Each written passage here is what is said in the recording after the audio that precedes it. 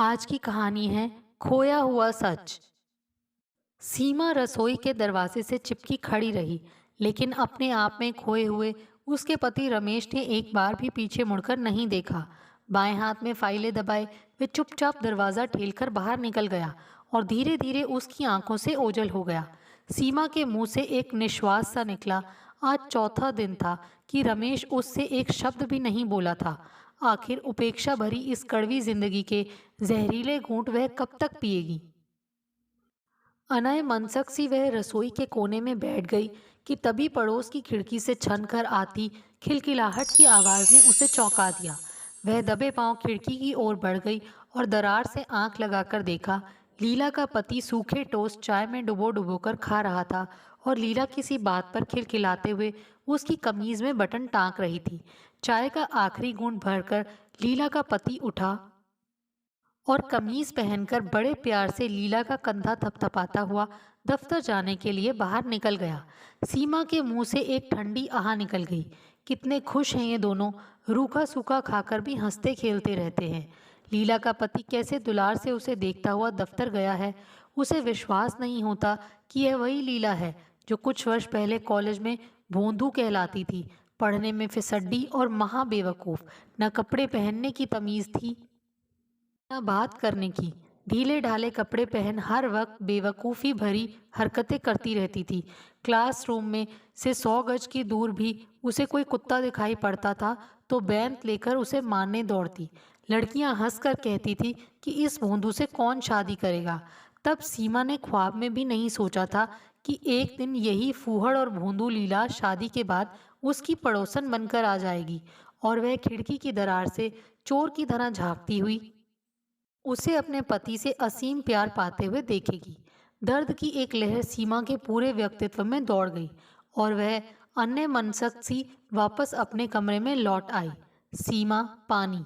तभी अंदर के कमरे से क्षीण सी आवाज आई। वह उठने को हुई लेकिन फिर ठिठक कर रुक गई।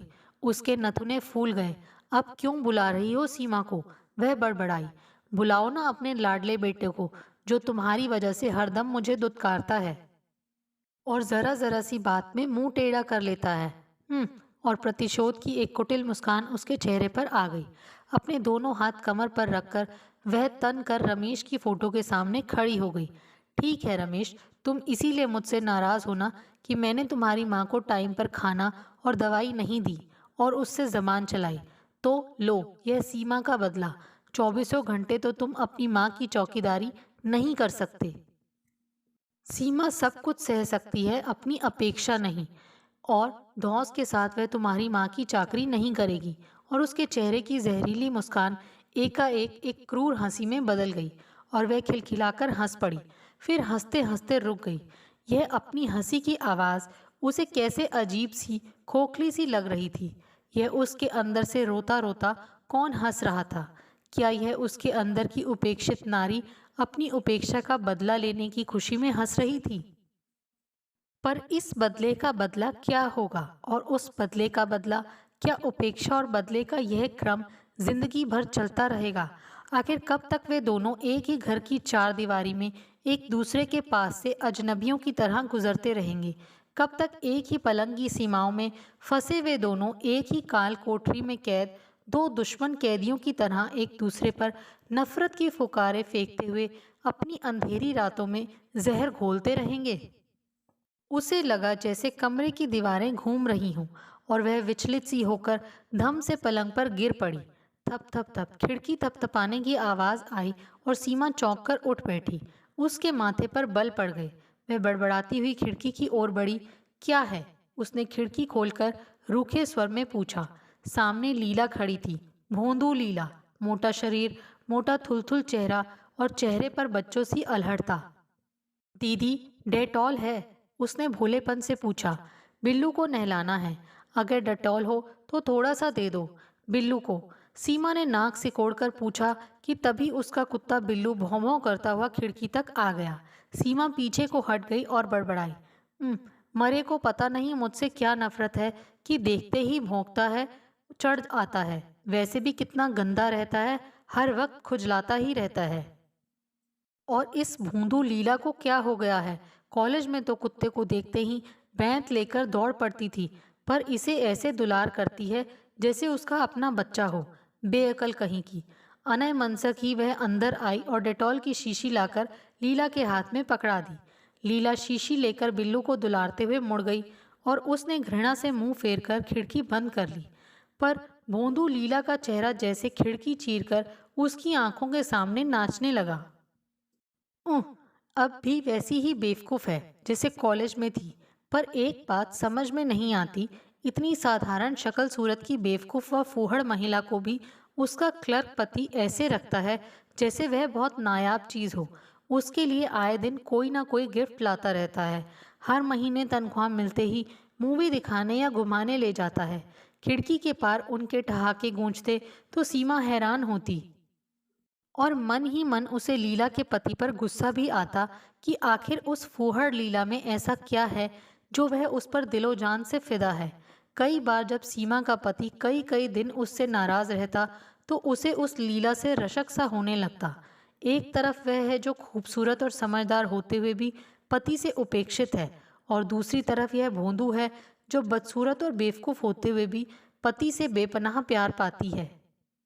सीमा के मुंह से अक्सर एक ठंडी सांस निकल जाती। अपना अपना वक्त है। अचार के साथ रोटी खाते हुए भी लीला और उसका पति ठहाके लगाते हैं, जबकि दूसरी ओर उसके घर में सात सात पकवान बनते हैं और वे उन्हें ऐसे खाते हैं जैसे खाना खाना भी एक सज़ा हो। जब भी वे खिड़की खोलती, उसके अंदर खालीपन का एहसास और गहरा हो जाता और वह अपने दर्द की गहराइयों में डूबने लगती। सीमा दवाई। दूसरे कमरे से क्षीण सी आवाज आई। बीमार सास दवाई मांग रही थी। वह बेख्याली में उठ बैठी, पर द्वेष की एक लहर फिर उसके मन में दौड़ गई। क्या है इस घर में मेरा जो मैं सबकी चाकरी करती रहूं? इतने सालों के बाद भी मैं इस घर में पराई हूँ, अजनबी हूँ। और वह सास की आवाज़ अनसुनी करके फिर लेट गई। तभी खिड़की के पार लीला के जोर जोर से रोने और उसके कुत्ते के कातर स्वर में भौंकने की आवाजें आईं। उसने झपट कर खिड़की खोली।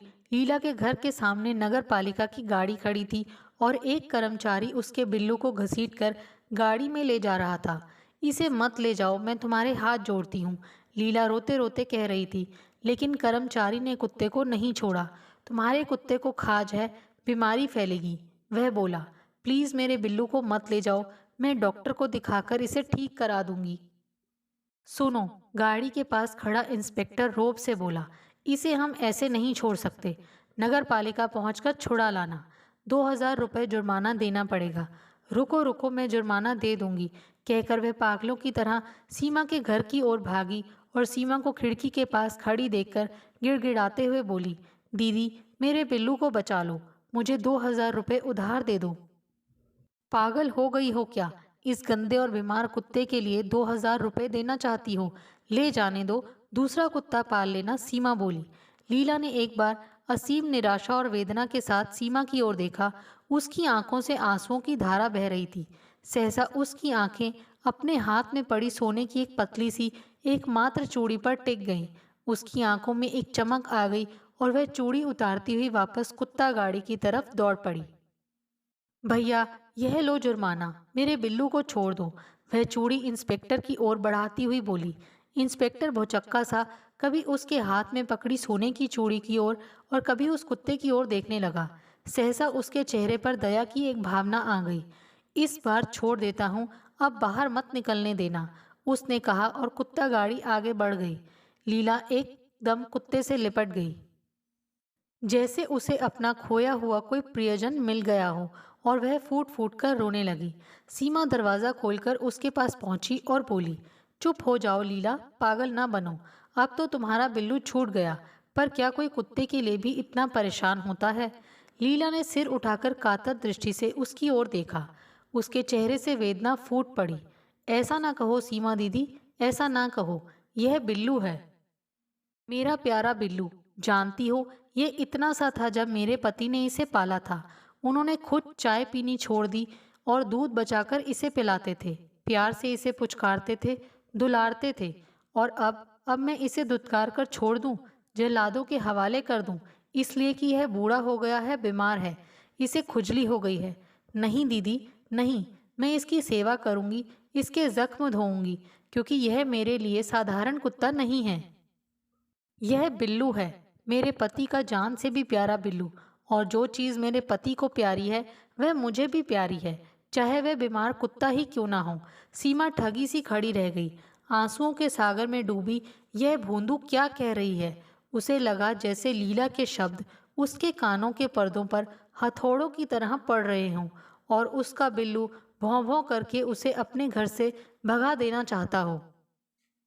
अकस्मात ही उसकी रुलाई फूट पड़ी और उसने लीला का आंसू भरा चेहरा अपने दोनों हाथों में भर लिया। मत रो मेरी लीला, आज तुमने मेरी आंखों के जाले साफ कर दिए हैं। आज मैं समझ गई कि तुम्हारा पति तुमसे इतना प्यार क्यों करता है। तुम उस जानवर को भी प्यार करती हो जो तुम्हारे पति को प्यारा है, और मैं उन इंसानों से प्यार करने की भी कीमत मांगती हूँ जो अटूट बंधनों से मेरे पति के मन के साथ बंधे हैं। तुम्हारे घर का ज़र्रा ज़र्रा तुम्हारे प्यार का दीवाना है, और मेरे घर की एक एक ईंट मुझे अजनबी समझती है। लेकिन अब नहीं मेरी लीला, अब ऐसा नहीं होगा। लीला ने हैरान होकर सीमा को देखा। सीमा ने अपने घर की तरफ रुख कर लिया। अपनी गलतियों को सुधारने की प्रबल इच्छा उसकी आंखों में दिख रही थी। दोस्तों, आपको हमारी ये कहानी कैसे लगी? प्लीज़ कमेंट्स करके बताइए। Thanks for watching this video.